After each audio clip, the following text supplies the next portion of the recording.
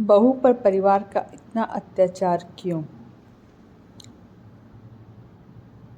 रात के 9 बज रहे थे। सास और ननद संध्या को देख रही थी और संध्या उनकी आंखों में देखकर डर से थर-थर काँप रही थी। उसकी सास चिल्लाकर बोली, तुम्हारी हिम्मत कैसे हुई मेरे ही घर में ऐसे कुछ करने की? 4 दिन भी नहीं हुए मेरे घर में आकर तुम्हें, और खुद को मालकिन समझने लगी क्या? आने दो, मेरे बेटे को तुम्हारे हाथ पैर तोड़ने के लिए नहीं कहा तो मेरा नाम भी लीला नहीं। आज क्या हुआ क्या पता। सास जितनी निर्दयी थी उतना ही निर्दयी अपने बेटे को भी कर दिया था। हर एक नई दुल्हन अपने पति के घर जाने के लिए राह देखती है, पर संध्या, वह तो उसके पति की राह भी कभी नहीं देखती थी, क्योंकि वह अपने पति से बहुत डरती थी। मन ही मन में भगवान का जाप जप रही थी कि उसका पति आज घर पर आए ही नहीं। पर जब तक उसका पति घर पर ना आए तब तक उसे उसके सास खाना खाने नहीं देगी। इतनी निर्दयी उसकी सास ने रसोई घर को ताला लगा कर रखा था। ऐसा क्या हुआ था कि लीला संध्या को ऐसे प्रकार के दुख दे रही थी, और संध्या के पति मतलब आलोक का ऐसा क्यों स्वभाव था कि नई दुल्हन होकर भी वह अपने पति की राह नहीं देखती थी। संध्या की शादी आलोक से 5 महीने पहले हुई थी। संध्या को माँ बाप नहीं थे। 12वीं की पढ़ाई होते ही उसके चाचा चाची ने उसकी शादी करवा दी। संध्या की जिम्मेदारी से उसके चाचा चाची मुक्त हो गए। उसकी चाची ने उसकी शादी के बाद के त्यौहार भी नहीं मनाए। उसे 4 दिन के लिए मायके में त्यौहार मनाने के लिए बुलाया भी नहीं। उसकी शादी करके जिम्मेदारी से मुक्त हो गए बस।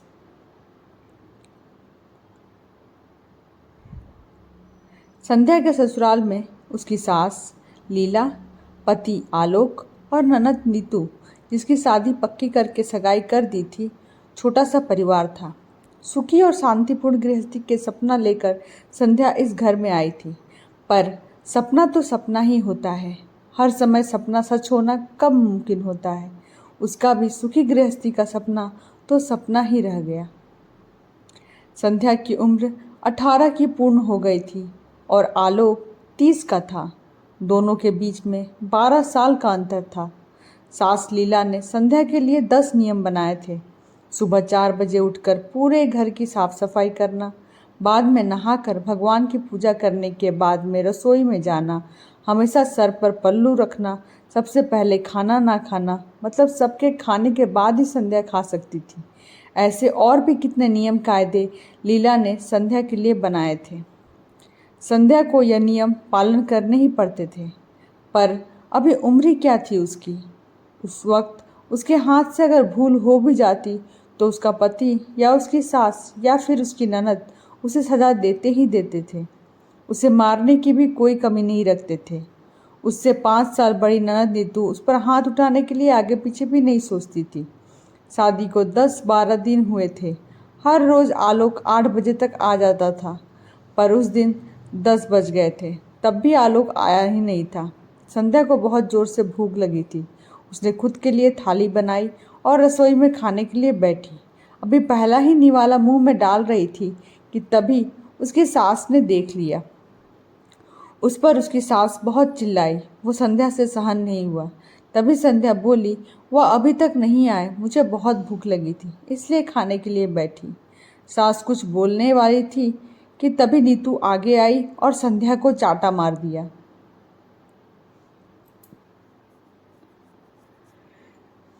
तुम्हारी हिम्मत कैसे हुई मेरी माँ के सामने बोलने की? तुम्हारे घर में तुम्हें खाना नहीं मिलता था क्या? मेरा भाई तुम्हारा पति है, उसकी राह नहीं देख सकती क्या? अरे औरतें अपने पति के लिए क्या क्या नहीं करती है। उतने में सास बोली, रहने दे नीतू, क्यों इसका संस्कार सिखा रही हो? माँ बाप तो रहे नहीं और चाचा चाची ने ऐसी लड़की हमारे पल्ले बांध दी। रहने दे तू, चल बाहर। मैं ही रसोई में ताला लगा देती हूँ और उसे रसोई से बाहर धकेल कर ताला लगा देती हूँ। संध्या आंखों में आंसू लेकर बस देखती ही रह गई।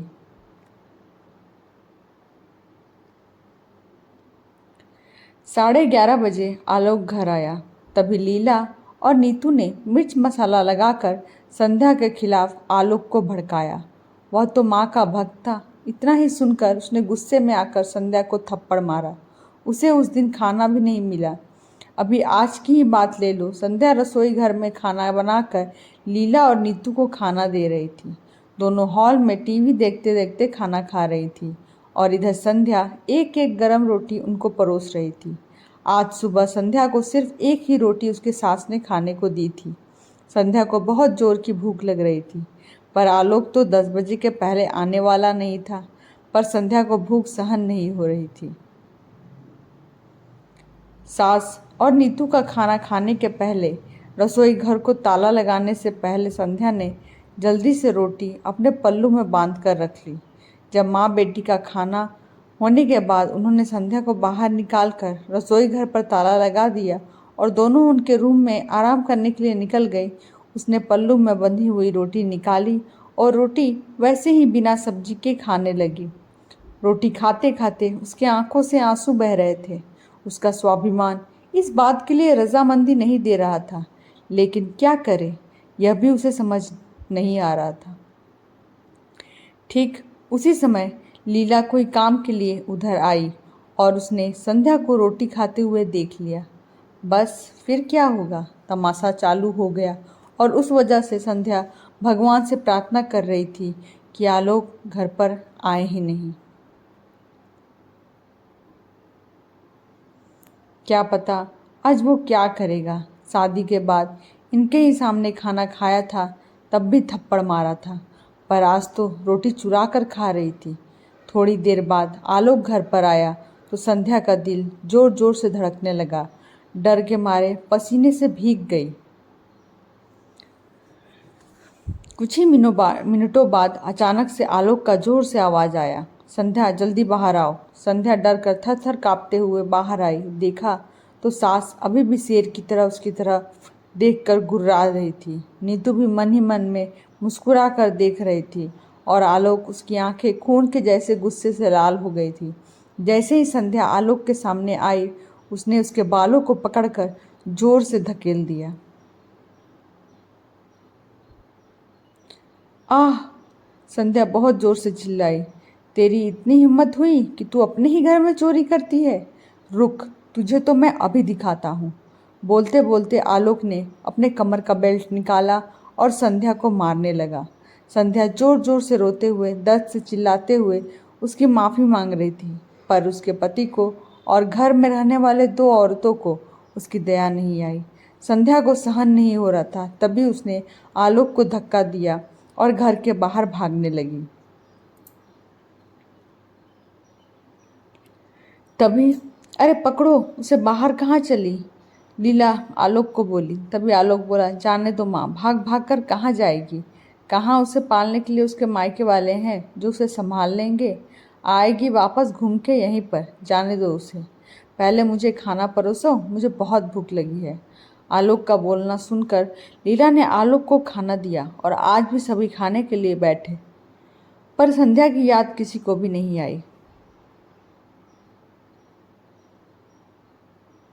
बाद में थोड़ी देर बाद संध्या घर में आई।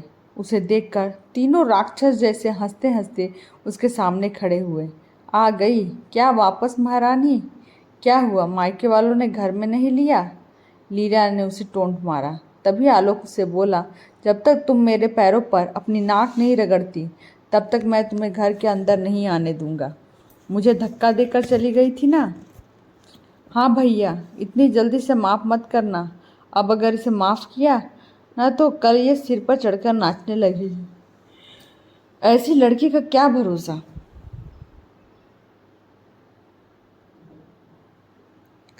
अरे भरोसा तो अभी हमें तो तुम पर भी नहीं रहा। जो अपनी भाभी का सम्मान नहीं कर सकती, वह लड़की हमारे घर का क्या मान बढ़ाएगी। अचानक संध्या की पीठ के पीछे से नीतू के होने वाले ससुर की आवाज़ आई और वह अंदर आए। उन्हें देखते ही तीनों के चेहरे का रंग ही उड़ गया। अरे समधी जी, आप कब आए? लीला साड़ी ठीक करके माथे पर पल्लू लेकर बोलने लगी। उसी वक्त आया जिस वक्त आपकी बहू रास्ते से डर कर इधर से उधर भाग रही थी। अच्छा हुआ अभी से ही तुम्हारा असली चेहरा हमें दिख गया। मैं आया नहीं होता तो हमारे घर की बर्बादी हो गई होती। अगर ऐसी बहू हमारे घर आई होती तो। नीतू के होने वाले ससुर उसकी तरफ हाथ दिखाकर बोले, नहीं नहीं, आपको कोई गलतफहमी हो गई है पापा। आप अंदर तो आइए, मैं आपको सब समझाती हूँ। नीतू ऐसी बोली तो उसके ससुर बोले, कौन से पापा? किसके पापा? माफ़ करो हमें, अब आपके साथ कोई भी रिश्ता नहीं करना, और जो आपको समझना है ना वो बाहर खड़े पुलिस को बताना। अचानक पीठ के पीछे से पुलिस अंदर आई। पुलिस को देखकर उन तीनों की बोलती ही बंद हो गई। क्या बोले कुछ समझ नहीं आ रहा था। तभी लीला नरम आवाज़ से संध्या को बोली, अरे बहू, छोटी बात पर कोई पुलिस को बुलाता है क्या? छोटी सी गलतफहमी हो गई है ना। और ऐसी छोटी बड़ी परीक्षा हर एक औरत को शादी के बाद देनी ही पड़ती है। और यह तो तुम्हारा ससुराल है ना। ससुराल वालों का मान रखना तो तुम्हारा कर्तव्य है बेटा।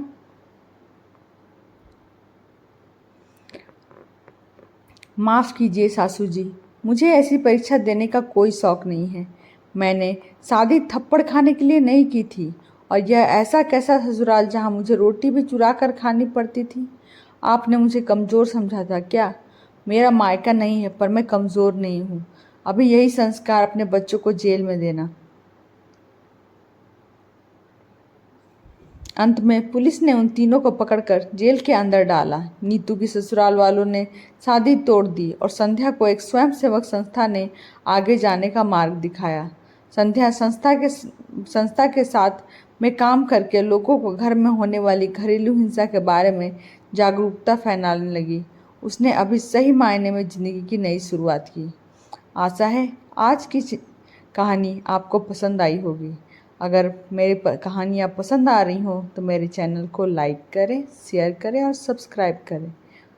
तब तक के लिए धन्यवाद।